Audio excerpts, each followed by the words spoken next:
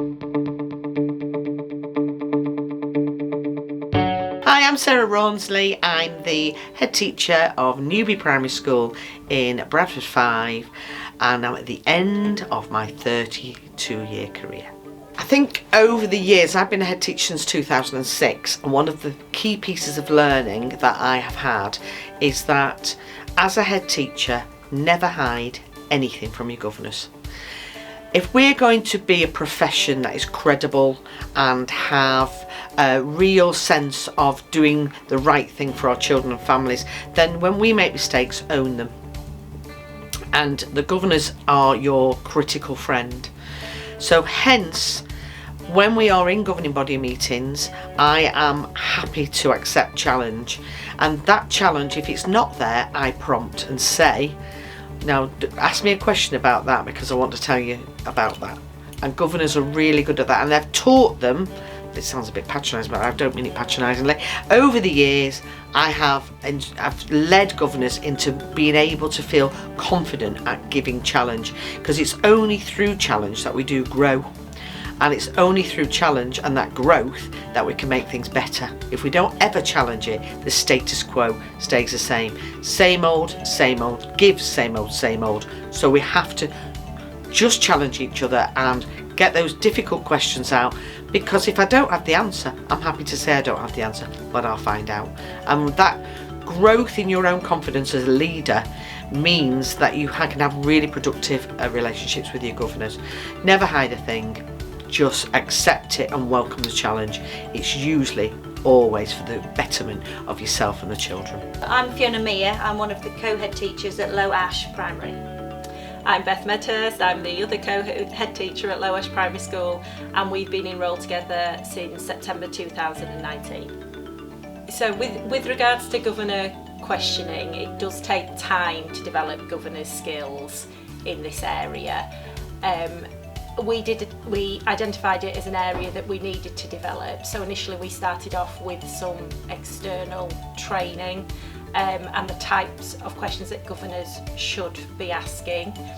We then moved on to providing governors with a framework for their questioning and even prompting them in meetings about, can you ask a question about this area? By providing the documentation a week in advance, it does give all governors a chance to read that and formulate the questions. We do encourage as well that governors sometimes email us questions in advance so we can make sure we have a full thought out response for them. I think one other thing we've realised along the way was that at points we gave them too much information. So they had so much data they didn't need to ask any questions, whereas if you present some data that throws up a natural question, then we made sure that they were able to ask it rather than just having it all answered by default. So we've learnt things along the way as well. And that's a really good point. We've really slimmed back, haven't we, on our head teachers report, for example, so that there are things that they can actually ask, as Fiona said. And I think now it's been identified as a strength in our recent review that actually governor questioning is pretty good. So we're proud of the journey we've been on with that. I'm John Sker. I'm the Executive Head Teacher of Secondary Schools at the Carlton Academy Trust. Trustees are encouraged to challenge. So the job that in a school might be led by the head teacher, where you've got to encourage the governors and the governing body to challenge your team and yourself. We obviously have a CEO who will take the lead on that and train our governors and trustees around how to ask the right questions and when. Now, bearing in mind you're dealing with some very, potentially sometimes really intelligent people who are very successful in other industries, it's about shaping and forming that so that they can really challenge in schools in a supportive way. Understanding that trustees of governors are a critical friend and they're there to help the school from a strategic point of view is something that's really important.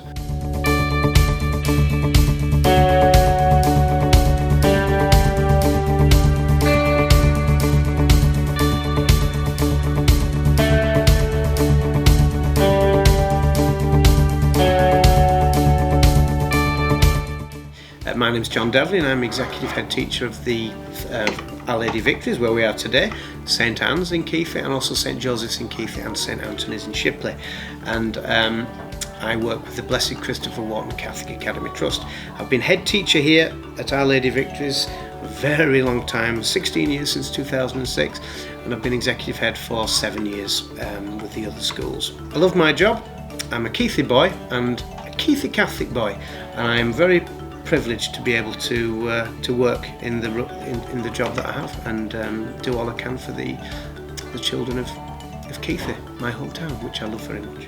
I think the role of governors is to be strategic, to have that oversight of everything that goes on in the schools, standards, in our case Catholic life, and how you contribute to your community and so on. And sometimes there is a danger that some governors do want to become a little bit too operational, which isn't really their job.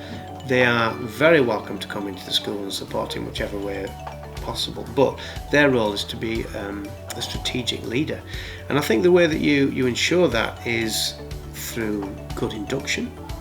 I think through having a strong chair, and we're lucky we've got a good chair who I think has a really good grasp of what it is to be a governor and how to contribute. I think also having a good clerk as well, because a clerk, if you've got a strong clerk, I think that there are times that they are able to remind governors what the role is to be strategic rather than operational.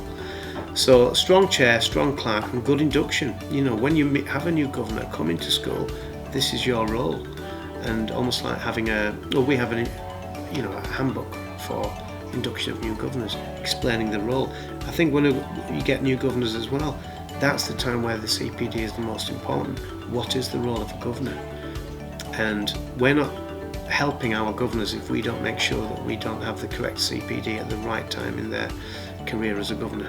One of the most important roles of a governing body is holding the school leaders to account in a nice way. Should we call it critical friends, or creating that little bit of healthy tension, but in a very friendly, supportive fashion, of course. But the governors do need to hold school leaders to account.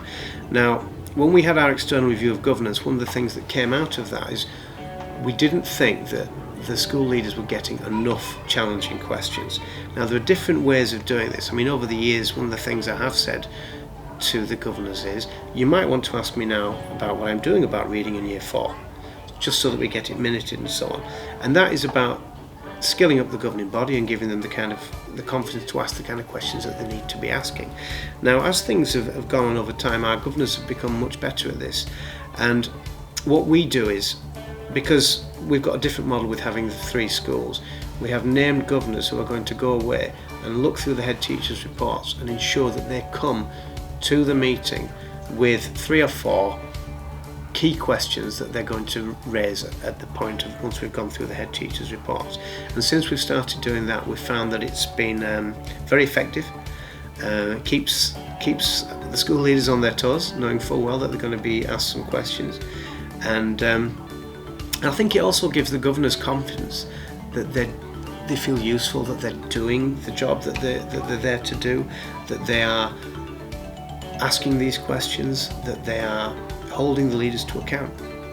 And preparing 3 or 4 questions in advance of a governing body meeting, having read all of the documentation beforehand, has made it much easier to have a record of these challenging questions being asked. In some of the primary schools and smaller schools, it's easy for trustees or governors to become operational, and that's something that's important that you steer away from. And you have to work closely with the chair of governors or the chair of trustees to ensure that everyone has a clear understanding of their roles, because the responsibilities that are held by governors or trustees, depending on the school you work with, is significant, and that's something that takes up enough time. I mean, we try and limit our trustee meetings to sort of 2 hours, 2.5, but it can be a real challenge when they're not meeting as often, and sometimes, I mean, the more schools you have, the bigger the remit for that meeting. So sometimes actually you're not digging down to the sort of specifics, but some of that then comes down how you develop your central team within a trust or an organisation. So you have people that pick that up on behalf of the trust board or the governors board, and that's something that my role will do, is pick up sort of secondary schools to make sure their school improvement journey continues and we're sort of optimising success.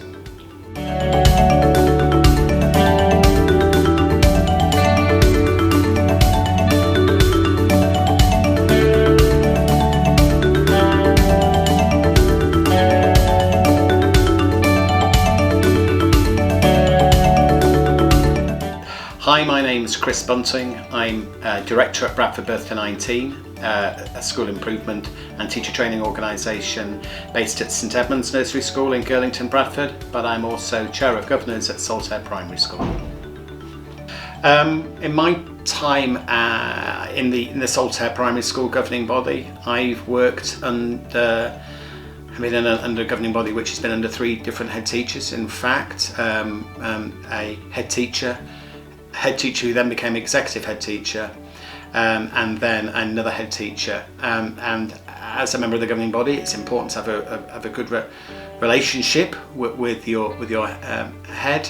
I think that relationship between chair and head is a different one, actually. I've had the advantage through my position working at Bradford Birth to 19 as an education professional to be able to talk in a, I'm not trying to be too confident on this one, but I kind of know education, and therefore I've been able to talk to the head in a way which I think has been really helpful for him or indeed her. But what I'm saying in terms of that chair relationship, you need to be somebody who is able to be brave in your ability to be able to challenge a head teacher. And that's not always about pupil performance data. You kind of, in a way that only a chair can, need to try to look after your head as well. Headship, it can be a tremendously lonely post where you can take on so many responsibilities and take the burden, hold that burden, quite heavily. I see my job as a chair to be able to be there to support the head teacher, to make sure that they look after their own well-being. It is for the governing body to make sure that at a senior and strategic level, leadership is as happy and as positive as it possibly can be, and that requires a level of honesty and trust between chair and head teacher, which can be difficult to establish if you're new to a governing body and new to the position of chair. And it's one that's taken me tact and humour and positivity over the years to be able to develop. We have a really good relationship with our governing body, and over the years, and again, it's not an instant process, we have really developed from perhaps being too operational as a governing body to being strategic. That can be hard at times if there are parent governors, but our parent governors are really good at keeping the role of parent and governor separate, and our chair of governors is highly effective, that if anything operational creeps into governing body meetings, that she will stop that line. She shuts it down. So, but it's a difficult role because you want to be involved in the school, but it's working out really what your remit is, to be supportive and to challenge, but not to be there for every tiny bit of the school life. I'm Jackie Walters. I started as a parent governor in the 80s, and I've been a governor ever since. I've been a governor at Newby for years and years now. I think it's also important that you've got to keep the balance right, because the mantra is that governors get involved in strategic, they hold the school to account, but the head is responsible for operational and day-to-day, and it's really important to get that balance right, I think. I mean, sometimes when it's been a difficult situation, and you have to step in as a chair and be a bit more operational. As an experienced chair of governors, I'm asked by the local authority sometimes to support other schools, and sometimes you have to go in and be operational. And I'm thinking of instances where we had to go in and we thought, oh, this is a really healthy budget, and then we realised there was a huge pile of unpaid invoices in the office, so we had to step in and support the office manager to actually prioritise those and work out, where the budget should be. But as soon as that was back in balance, we stepped out and we kept at the right level, I think. So I think that's important.